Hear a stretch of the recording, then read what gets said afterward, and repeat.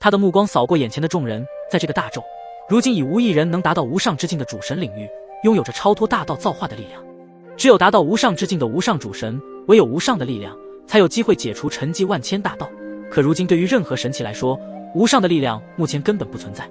而只有等到萧炎、灵动、沐尘这3位无上传承者的实力迈入无上之境时，到那个时候，或许就有绝对的力量可以将已经沉寂封印千万载的万千大道给解封，让万千大道重新回归大咒之中，让无数修炼者都能够领悟大道之法，成为一位叱咤一方的大道主神。那这么说，只有无上主神才能够有机会解除万千大道的沉寂封印了吗？萧炎、灵动、沐尘他们的眼中闪过一丝不放弃的坚定之色。他们知道，即便如今的大咒中没有无上之境，他们也必须找到相应的办法，因为他们是对抗暗黑魔物的关键人物，是9大界以及整个大咒的脊梁。即使前路再艰难，他们也不能放弃。萧炎、灵动、沐尘他们深深地吸了一口气。虽然刚刚老君王说的这个办法几乎很难实现，同时也需要大量的时间，或许有一定的机会去完成，可是一旦暗黑魔物完成他们的大计划，到时候一切都晚了。所以他们必须在暗黑魔物的大计划之前，再找到另一条解除万千大道的方法，即使那是一条几乎不存在的路。他们的脸上带着坚定，一道声音沉稳而有力从他们的嘴中传出：无论如何，我们都不能放弃，我们必须找到另一种解除万千之道的方法，哪怕它只存在于传说之中，我们也会打破传说，将那个方法找出来，让大咒的万千大道重新纳入天地中，让我们大咒一方的亿万生灵神灵得以领悟自身的所修之道，去突破大道之境的领域。感觉到了萧炎、灵动、沐尘这3位无上传承者的决心，老君王的内心倒是波动了一下，仿佛他看到了大咒的未来之希望。既然他们是无上的传承者，自然他们在未来的成就将会超越一切的存在，只不过这需要时间，需要很多的时间来让他们成长。但是那些暗黑魔物已经蠢蠢欲动，根本就没有多余的时间让他们成长到无上之境的高度，所以他们必须借助一些强大的资源来促使他们加快成长。老君王也正在极力的去想另一个解除万千大道沉寂的方法，他不断的去回想起当初神皇尊上对他说的话。当时好像有2个方法，一个是诞生出一位无上之境的主神去解除那恶魔布下的绝世禁制，另一个方法记得好是。突然老君王的脑海中闪现出一道灵光，然后神色颇为激动了起来，对着萧炎、灵动、沐尘他们兴奋的道：我好像想到另一个可以解除万千大道沉寂封印的办法了。所有在场的众人听到老君王这突如其来的声音，让得他们的身躯都不由自主的一颤，特别是萧炎、灵动、沐尘这3位无上传承者，他们竖起了耳朵，期待着老君王前辈接下来要说的话。而老君王也不再卖关子，直接将这第2种方法告知了他们。除了刚刚的一个方法之外，这第2种方法就是只要找到那36大绝世神器中排名第2的审判之境，就可以借助其传说中的力量，方有可解除那恶魔的绝世禁制封印。排名第2名的绝世神器审判之境，虽然听着非常的震惊无比，可是他们的心中马上又有了新的疑惑。灵动心中想不通的思绪不断的汇聚在他的脑海中，然后不解的询问道：老君王前辈，暗黑大帝所布下的绝世禁制封印可以用排名第2的绝世神器解除？因为在他们的心中，绝世神器第1的灭神面具之威他们都已经见识过，虽然绝世之威的力量真的非常之强大恐怖，可是想要解除一位连5位无上联手都只能5-5开的暗黑大帝所布下的解世禁制封印，这叫审判之境的绝世神器真的能将这个封印解除？灵动所说的疑惑，就是萧炎、沐尘以及丹神塔众人心中的同样疑惑。他们的目光带着不解之色望着老君王的脸上，希望对方能够给出明确的答案。面对着大家对自己的这个方法存在一些疑惑，老君王也将这具体的方法信息告知了大家。你们是觉得审判之境是绝世神器，即便他排名第2位也不可能拥有解除那恶魔布下的绝世禁制封印，对吗？其实非也，传说审判之境虽是绝世神器，可是它的诞生与由来，在某一个角度上看，即便是排名第1的绝世神器都比不上。因为审判之境不同于其他绝世神器，在审判之境中拥有着传说中的力量，它可观摩大千世界，亦可毁灭一切的力量。什么？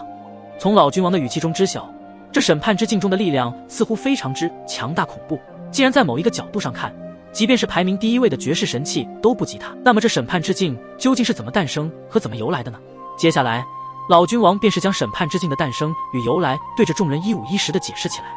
审判之境之所有可以解除来自恶魔的绝世禁制封印，是因为它是由一位无上神所创造，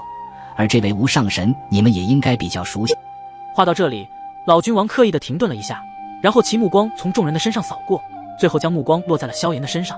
而大家也顺着老君王的目光全部注视在了萧炎的身上，萧炎的双眸在瞬间闪过一丝明雾之色，仿佛有一道火光在其中跳跃。他的语气坚定而又充满力量，声音清晰地在这片天地中回荡，是那5位无上之一的无上焚神。话音刚落，这片天地仿佛因为这句话而颤动起来，更准确地说，是因为无上焚神这4个字。老君王的脸上露出了一丝淡淡的笑容，缓缓点头，确认了萧炎的答案。没错，就是那位无上焚神所创造的一个绝世神器。老君王的声音沉稳而有力。审判之境之所以能够解除恶魔的绝世禁制封印，是因为在审判之境中蕴含了一道无上神韵。随着老君王的解释，萧炎心中的疑惑逐渐消散，一个清晰的答案在他心中浮现。而其他人也似乎被这番话语所震撼，他们的目光中流露出对那位无上焚神的敬畏之色。萧炎深吸了一口气，他明白这一刻的重要性，这不仅仅是一个答案，更是一段他与无上焚神的一个开始。在萧炎被无上焚神所选中的那一刻起，萧炎的路就已经注定被铺好，只要他顺着焚神为他所铺好的路上不断的前进，不管发生什么事情，都在焚神的布局当中。所以到如今，他的成长、他的实力以及遇到的这些事情，都早已经在焚神的布局掌控中。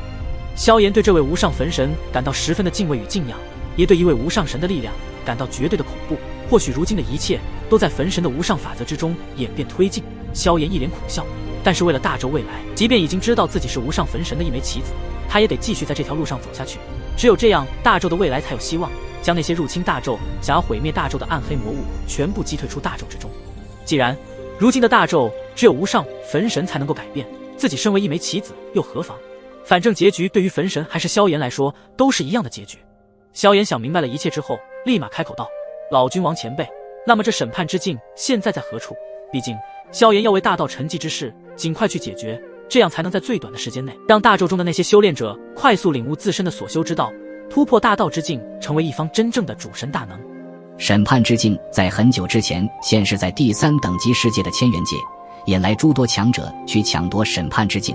而后来不知道是因为什么原因，审判之境就莫名的彻底消失在天地间，似乎人间蒸发了一样，一直没有审判之境的消息。文雅娜，萧炎的脸上露出一抹凝重之色，没有审判之境的消息，那便是代表着依旧没有实际的办法可以在最快的速度中解除大道沉寂的封印。